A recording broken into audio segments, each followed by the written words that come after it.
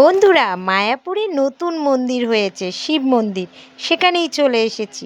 তো চলো শিব মন্দিরে যাওয়া যাক। আর বাইরের ভিউটা কিন্তু অসাধারণ ছিল।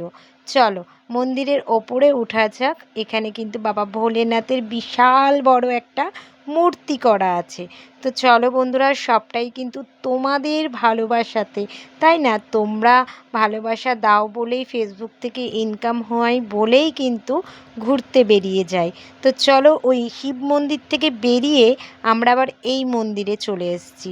তোমরা যারা নবদ্বীপের এই মন্দিরগুলো চিনো, সেটা কিন্তু তোমরা নামটা অবশ্যই বলে দেবে। দেখতেই পেলে মেয়ে কত অ্যাক্টিং করছে। তারপরে কিছুটা খাবার নিয়ে মাছগুলোকে খাইয়ে নিয়েছি, খুব সুন্দর লাগলো। তারপরে দেখো অনেক সবজি কিনেছিলাম, সেগুলো হরিণগুলোকে খাইয়ে দিয়েছিলাম। খুব ভালো লাগছিল ঘুরতে।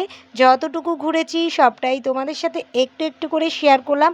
মন্দিরগুলো কিন্তু অসাধারণ ছিল, খুব ভালো লাগছিল পরিবেশটা। দিদি, আমি, আমার মেয়ে কিন্তু ঘুরতে প্রায়ই বেরিয়ে যায়। তোমরা ব্লগে দেখতেই পাচ্ছ যে আমরা খুব মজা করছি। এভাবে অনেক অনেক জায়গায় যাব আর তোমাদের সাথে ভিডিও শেয়ার করব। আর এক মন্দিরে এসে এত সুন্দর প্রসাদ পাবো সেটা কিন্তু জানতেই পারিনি। আমার মেয়ে তো খুব খুশি ভোগ পেয়ে। এখন মন্দিরগুলো ঘুরে আমরা কিন্তু রুমে চলে যাব। সেখানে গিয়ে কালকে আবার বাড়ি ফিরতে হবে। খুব ভালো লাগলো নবদ্বীপে এই মন্দিরগুলোতে ঘুরে।